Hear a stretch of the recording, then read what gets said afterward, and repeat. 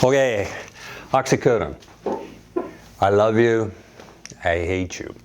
Well, I pick on certain drugs. Certain drugs need to be picked on, both in a good way and a bad way. Let's start with oxycodone. What's the difference between hydrocodone and oxycodone? Well, hydrocodone and oxycodone are very similar. They're synthetic. Oxycodone comes from this molecule called a thebaine. You start getting into these kind of weeds, it'll put you right to sleep. But that could be a side effect of the oxycodone. Oxycodone is this. It's a very, very good pain med. It's for moderate to severe pain. What is moderate to severe? And if you look around the internet, Dr. Google, whatever you look at, it says very clearly it's for cancer pain. Well, yeah, you can use it for cancer pain, but what we use it for routinely is our pain management needs, your pain management needs, both acute and chronic. Now remember, acute pain happens chronically and chronic pain happens acutely. What does that mean? Well, in the world of pain, you can have virtually no pain if you're sedentary, if you're really doing nothing, and you get up and move, and bloody murder. It's bad. So let's just say you got a really bad back, and you've got post-laminectomy syndrome, a couple surgeries, you got hardware back there. You're sitting here, you're okay. It may hurt, you may have some axial pain down there, but you get up and move around and chop that cord of wood, well, you're going to be pretty miserable. So somewhere in the spectrum of moderate, whatever that is, to severe pain, oxycodone is considered. Somewhere in the spectrum, moderate, whatever that is, to severe pain, hydrocodone is considered. So let's pick on oxycodone. Oxycodone is a medication that has no relationship to drugs like heroin and the like. It's a drug that comes from this thebaine molecule that has specific things on it that give it activity. So the activity is at what's called a mu-opioid receptor. It's called an agonist. What's an agonist? Well, an agonist is that thing when the drug comes in, it sits there on that receptor, amps up the pain relief. Pain relief comes from the mu-opioid receptor. I said we were going in the weeds, didn't I? Mu, that's a specific type of receptor. Pinpoint pupils, euphoria, that's a dopamine effect. Some of the other side effects come from activating that receptor. And what this drug does is it goes in there and occupies that receptor and gives you desired effect. The desired effect is pain relief. The undesired effects are constipation, sedation. Some people say they get real dizzy. Some people say they can't sleep. Hence the nickname oxycodone, Perky Perks. Percocet being the brand name of a form of oxycodone. So what happens there? Well, oxycodone also has an effect at something called a kappa receptor, and that tends to be kind of a stimulant. There it differs a little from hydrocodone. Oxycodone is usually liked better. We call it drug liking because it's a sense of better result. Is it truly a better result? Not really. They're both Schedule II drugs. Well, Schedule II, in the US, we have different schedules of drug. 1, no use for anything, that would be your heroin. 2, 3, 4, 5. Schedule II has to do with potency? No. It has to do with potential for abusability. One of the side effects, I'm going to call it a side effect, of oxycodone is it's a front row seat. You like it. It's because of that dopamine-driven effect at the primitive part of the brain, right behind the ear, with the reward pathway that goes to the prefrontal cortex, where you sit there and go, you know, I'm feeling better. In fact, in this pathway, there are dopamine receptors, D1, 2, and 3, discussion for another date, that some people say, those that really like this drug say, I feel normal. I haven't felt like this in a long time. I take a Oxycodone or Percocet, brand name, or however it comes, with the Oxycodone parent, and they feel okay, and they're getting around. It sometimes goes beyond pain control then. It turns into a true likability. Is that dependence? Could be, because that is a side effect of any opioid, dependence. Is that addiction? No. I have to take more over time. That's tolerance. Is that addiction? No. Tolerance is not addiction. Dependence is not addiction. Addiction is a whole nother category. And we hear this. I don't want to become addicted. Addiction is where you take something that is causing potential for dependence. You can't abruptly stop it. Will eventually lead to you taking more to get the same effect over time. That'd be tolerance. But addiction is more along the lines of craving, of actually saying this, I need that. And you may take it against your better will. You may take it against medical or other advice, and it could potentially harm you. What's another side effect of oxycodone? You take enough of it, you get dependent, you take a whole bunch of it, you're not getting high. You're just keeping the potential for withdrawal at bay. We call that hedonic set point. It's where you start coming down from the drug and you start to feel a little funky. Is that withdrawal? Not necessarily. It just means that there's not enough dopamine running around back here and you want a little more. And so you take a little more. Is that bad? Well, it depends. If you have a major medical problem or if you have a moderate medical problem that results in pain and oxycodone's working for you, clinically indicated, okay? You have to talk it over with a qualified individual. And I have to underscore qualified because oxycodone is readily available. It's just kind of ubiquitous in the world. Hydrocodone, on the other hand, 99% of it is written in the United States. 99%. But oxycodone is kind of everywhere. And is that a bad thing? No, it's access to care. You have something you can get that is a good pain relief, that has known side effects. You can give it to younger people and you can give it to the elderly.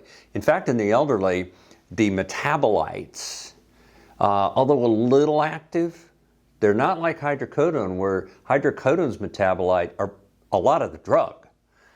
Oxycodone's metabolites are gentler, usually speaking, and therefore the drug is tolerated pretty well in the elderly and those that are infirmed. Another side effect. If you get ill or sick or respiratory problem, there's a world of COVID. If you get pneumonia, if you have a clinically tough problem like brittle diabetes or some early dementia, that sort of thing, you have to make dose adjustments on any opioid, oxycodone in particular. So, all right, how's it come? Well, oxycodone comes as short-acting or long-acting. It comes with acetaminophen, and it comes pure. The upside of the pure drug is you don't have the potential for acetaminophen toxicity. What's that? Acetaminophen toxicity is somewhere between 2 and 4 grams, 1,000 milligrams times 4 of acetaminophen, which can be hepatotoxic, liver problems, or it can be otherwise toxic. You just sometimes don't want acetaminophen. I have hepatitis C. That affects the liver, doesn't it? Yes, it does. Well, that, in fact, is a good time to get away from acetaminophen. I have bad biliary disease, therefore I have a fatty liver. You do? Yes. That's a good time to get away from acetaminophen, etc. You might have a comorbid problem where you have to take an anti-inflammatory. Careful. You have to take other medications that are somewhere dealing with the liver. So let's deal with the liver a second. All drugs got to go somewhere. They got to get out of you somehow. Well, there's glucuronidation. They are dealt with and excreted. And there is metabolites that are generated through what's called the P450 enzyme system in Mr. Liver. Liver's on the right side. In Mr. Liver. And the liver uses oxygen, ATP, spins along in this P450 environment through different kind of pathways. And oxycodone and hydrocodone are metabolized a little different. 2D6 or C3A. Not important you know the difference, but what you do need to know is they're metabolized in the liver. So then they're excreted. And in the case of hydrocodone, when it's metabolized, it's got that active metabolite. Hey, I've got a drug like Dilaudid in me, hydromorphone. In oxycodone's favor, you have oxymorphone, a couple others. But the point of metabolites is you've got to have the liver working to sometimes get rid of drugs efficiently. That's why we get into the mess with methadone. Methadone is metabolized mostly at 3A, but the thing about methadone is its half-life is really long, really long. Half of the drug is gotten rid of in a long time. And it's made longer if you're taking generally innocent sounding drugs like Tagamet or ranitidine. Get that over the counter. A whole list, arm's length worth of drugs for methadone. Therefore, it starts creeping up. Creeping up. And 3% of the prescriptions for pain are methadone, 30% of the deaths. I think that number's too high, but so it's out there. Oxycodone, it doesn't have that risk profile because it's metabolized pretty efficiently. So it comes in different forms, right? And it comes in short-acting and long-acting. Does that matter? Well, it can. We call it pharmacokinetically short-acting or pharmacokinetically long-acting. There's pharmacodynamics, pharmacokinetics, what you do to the drug, what the drug does to you. It doesn't necessarily play a role here, but the actual process does. So we want to have this drug as reliable as possible across the spectrum of disease states and comorbidities, other diseases associated with problems you have with pain. So here we have Perky Perk that has likability, has pretty well-known side effects, can be metabolized very efficiently, and we don't worry about it as much as some other drugs like methadone. Ugly drug. It has no sense of humor I'm aware of. And it's readily available. So the potential for one of the side effects, abusability, is potentially pretty high. And you take that pure form with no acetaminophen in it, and you give it to the wrong individual, underscore experienced healthcare provider prescribing, and it can be easily diverted, snorted, God forbid, injected. It can be utilized inappropriately. Misuse, abuse, and diversion. So, how potent is it? Well, it's pretty potent. We look at drugs within the context of morphine. Morphine is baseline. We'll call it 1. So if something is a lot more potent than morphine, say 4 times as potent, we would identify that And we put it into terminology. Morphine equivalence. So if we're giving you something really potent, and morphine is number one, but you're getting quite a bit of this really potent drug, and you're over the 50, 80, 90 to 120 morphine milligram equivalents, morphine 1 milligram, now you're up to 120 milligram equivalents. You're starting to get into that gray area that the Centers for Disease Control, USA, and regulatory agencies kind of go, Spock's eyebrow. So what we want to do is be responsible, and we want to really have a good understanding what's working. Okay, the drug works. It's a very good drug. It's a very good choice. Well, how do we know it's working? Improve function and quality of life. All right, rule 5. From a compassionate standpoint, I want to get rid of all your pain. Can't do it. Realistic standpoint, I can improve your function. That's rule 5, right? Rule 4 is know thy drugs. So we're understanding oxycodone and its role in pain control. Very effective, short-acting choices, long-acting choices. Finally, how do we keep the abuse down? Pill counts, right? You know, trust but verify. I'm sorry, it's the world we live in. Young man, I give my nephew some of those pills right there because it pays for my heating and electric. And it's none of your business if I sell some of my pills to somebody I know. Well, it is. Pill counts. Number 2, drug screens. What are we looking for? Well, we're avoiding misuse, abuse, and diversion. We look for metabolites. My gosh, look at this. You have this huge number here with the oxycodone in the drug screen, and you don't have any metabolites. Well, it probably means it's not in you. We learn how to read drug screens. Underscore. Qualified practitioner prescribing. Number 3, we have a true justification for legitimate need. In America, CFR, we, from the DEA and other regulatory agencies, have a defined need for drug, not want for the drug. I'm going to give you what you need, not necessarily what you want. And what we do is we look at legitimate medical need, diagnosis, what rule? Yeah, 2.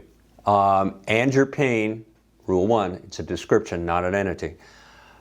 But we try to put those 2 together, and we choose the correct drug, oxycodone being excellent. And we take oxycodone for legitimate medical need, adherence monitoring to avoid abuse, misuse, and diversion. Where we can pick up the newer technologies, which are called abuse deterrent. A lot of insurance companies, US, don't cover them. Some of the longer acting preparations are chosen, if indicated, not out of the box. They're usually after you start getting used to the medication. And a lot of those have abuse deterrent technology. In other words, you can't cut, crush, snort, whatever. They have technology. And then we continue writing these prescriptions as clinically indicated, right thing for the right reasons, and we take good care of you. And you're happy because you're getting pain relief. You're getting control of your pain, and you're doing the things you like, going fishing, sitting with your grandchildren, being able to sit in a car even, and a lollop, a little old lady in pain, that's a lollop. Going to the grocery store is huge. You can do those things. So these drugs are used clinically. They're indicated clinically with legitimate need. If you have to take them for a prolonged period of time, you're not an addict. You may get dependent. Oh, heck, you get dependent on Starbucks, you know? Take somebody that goes to Starbucks for those tedious, long name drinks with double shots and triple shots and whatever, and abruptly stop them, you know it. So life is full of challenges. The biggest challenge we have, you and me, as me healthcare provider, you as somebody indicator, is to define need. Make sure that me, healthcare provider, does one thing right. Gives you informed consent. I'll talk about informed consent over and over again. In other words, I'm educating you. I'm telling you these things, so it's not a surprise. Make sure I talk to you about your options. And if I have to abruptly discontinue, what are the options to avoid withdrawal? Well, we've got options. What are my other options for pain control? We've got a lot of options. What other things can I do for pain control that keeps the opioid load or the amount of opioid I have to take to a minimum or only necessary dosing? And we've talked about interventions, epidurals, things like that. Talk it over, qualified health professional. Take information with you. You don't want to bombard them with 35 questions. Of course, pick the most important questions. Sit down with an individual, if you have to, that can help you understand the tough landscape you're in. If you're hurting a lot, sometimes you got to have an advocate in a room with you just to understand what's going on at a later date, because I can tell you, we get talking fast, we don't have a lot of time sometimes in the room, and people leave and they forget. We don't want to forget with controlled substances, opioids. We don't want to make the mistake where we didn't look at all the medicines you're on, like benzodiazepines and other things that are central nervous system depressants. We don't want to make the mistake that we don't understand your other disease states, or else if you're sick and we have to reduce the dose. We want to understand all that. That's why you go in organized. Okay, so oxycodone. Okay, I think we've covered oxycodone, and subscribe helps. It helps with visibility. I have a podcast, Pain Information. Go figure, Pain Information. I talk about a lot of this stuff. I have a couple hundred, I think, in there. And some legacy evergreen stuff. It's just worth taking a gander. If you have any questions or comments, love them. Thanks.